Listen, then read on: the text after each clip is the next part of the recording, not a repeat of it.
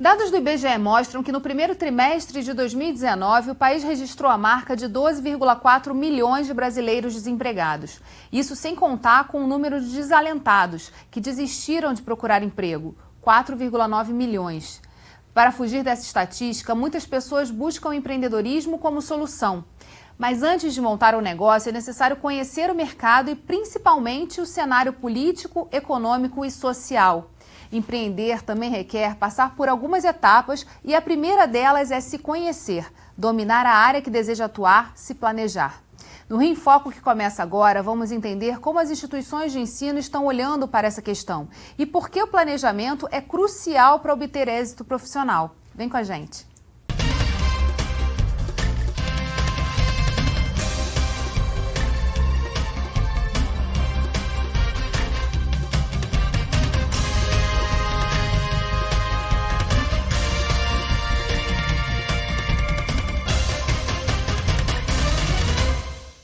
O Rio em Foco recebe a pedagoga, psicóloga e comunicóloga Sandra Corman.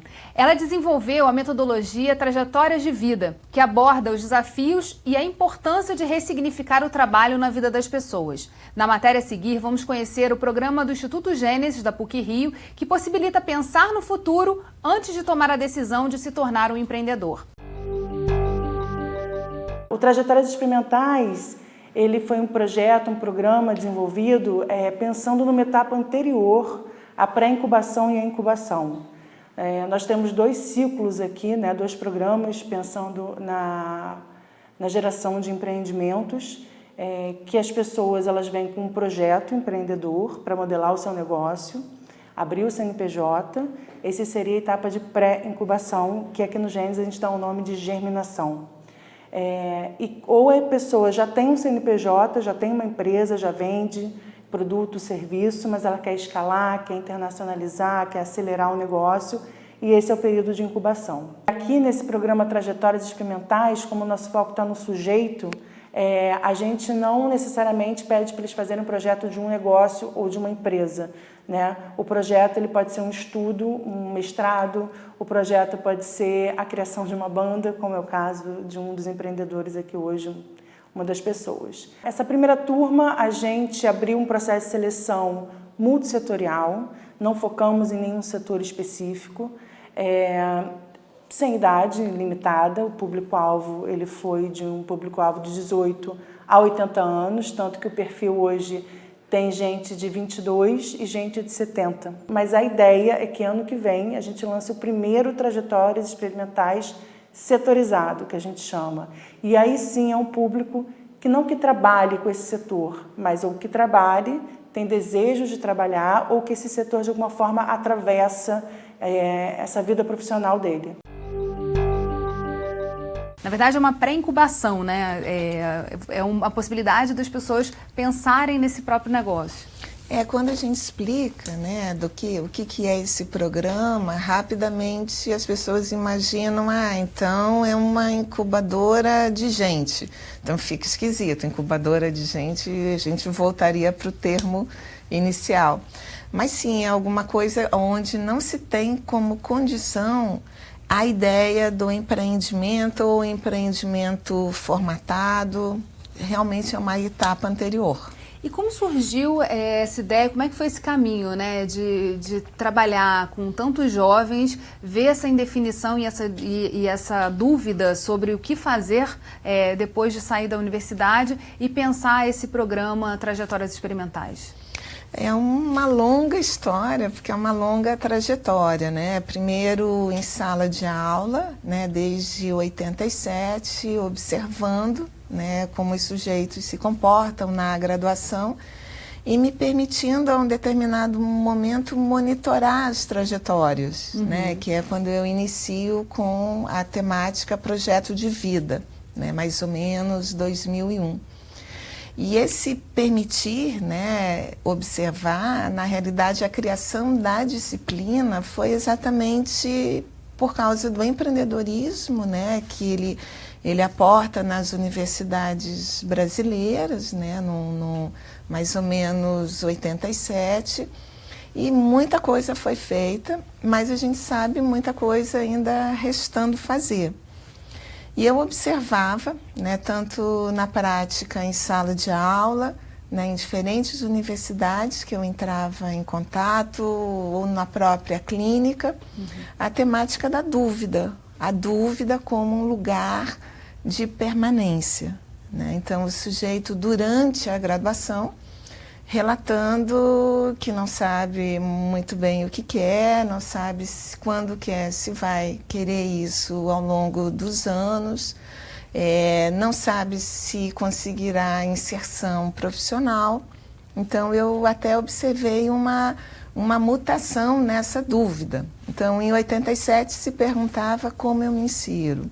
Em 2007, quando eu acabo escrevendo uma tese sobre isso, a temática da dúvida é um não saber generalizado.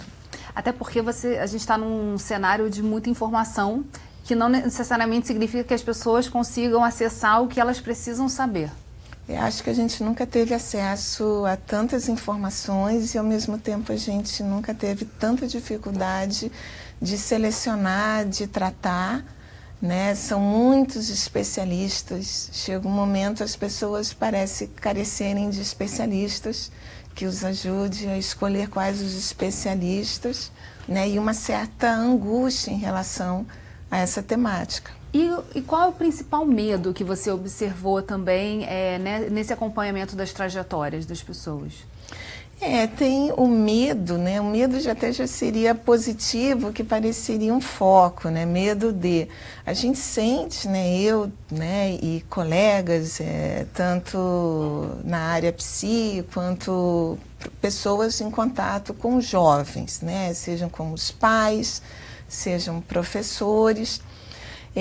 A gente percebe que existe angústia, né? Angústia em relação ao trabalho, mas não apenas em relação ao trabalho, né? Ao trabalho, o medo de estar fora, o medo de olhar para o futuro. Aliás, medo e futuro parece ser sinônimo, isso é uma coisa muito ruim, né? Que a gente sabe que futuro deveria ser o lugar do desejo e hoje a gente conecta com medo, né? Medo do futuro profissional, medo do futuro do próprio corpo, né? Medo dos afetos, e em todas essas três instâncias que são extremamente fortes, né? O corpo, o trabalho e os afetos, o sujeito contemporâneo com receio de não fazer parte ou não ter direito de.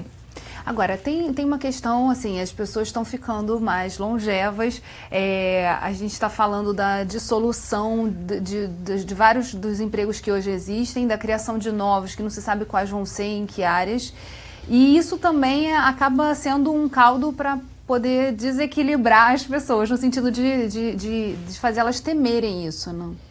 Tem esse signo da ameaça também, né? Então, é um prenúncio de mais grave ainda, né? O que você está fazendo agora, para onde você está se preparando, talvez não aconteça. Então, é um panóptico, né? Não tem... Acho que o sujeito ansioso é um sujeito bem adaptado, né? A melhor resposta que ele poderia dar. Mas, de alguma forma, tem uma falta de conexão, né, com o futuro, né, em termos de tendências, o que está acontecendo, né, o que está acontecendo hoje e o que a partir do que está acontecendo hoje a gente pode prenunciar que no futuro vai acontecer. E aí, como é que esse curso, esse programa vai encaixando essas pecinhas? Qual é a trajetória que é proposta dentro desse programa? Esse programa ele é um pouquinho fruto, né, tanto da experiência docente, né, em sala de aula, com as matérias que tratam projeto de vida, seja trajetória empreendedora, planejamento de vida profissional, novas cartografias profissionais, tem vários nomes. E a experiência em incubadoras, né, de uma forma geral, trabalhando a pré-incubação, que existe, a incubação e às vezes a pós-incubação. eu comecei a observar que esse signo da dúvida, ele não se elimina, ele segue ao longo da vida, né? Como a gente hoje observa pessoas, essa própria longevidade, né, que a gente está tratando aqui, faz com que pessoas vão viver mais, né, teoricamente, vão viver mais, e elas vão ter chance de desenhar novas cartografias, né? Novos projetos. E nesse viver mais, parece que o automatismo não existe, né? Então, eu vou viver mais e vou ter trabalho, então, as pessoas me procuram profissionais para tentarem discutir novos itinerários. E a dúvida, ela permeia, né? Ela permeia não que quem hoje não tenha que redesenhar uma cartografia, não tenha dúvida também. Parece que é a coisa mais democrática e não tem cordão de isolamento. Só que a gente encarar a dúvida como alguma coisa normal, que sempre se faz na juventude igual a dúvida, né? Que é um equívoco também, né? Entender o jovem como aquele que tem dúvida.